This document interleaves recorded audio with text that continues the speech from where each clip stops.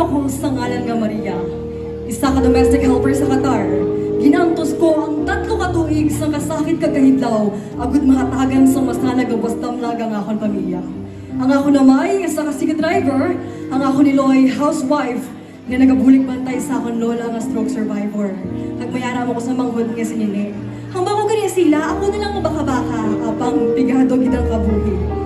Ang pagbulik ko sa talisay na puno sang halipay, mainit ang mga hakos, matangis ang mga yuhong. Ang balay namon sementado na way nabuho ang atop kag jalusina ang mga bintana. Wow, worth it yun ang pangabudlay sa abroad. Nobyembre 3, sa ginkabig nga super typhoon si Bagyong Tino.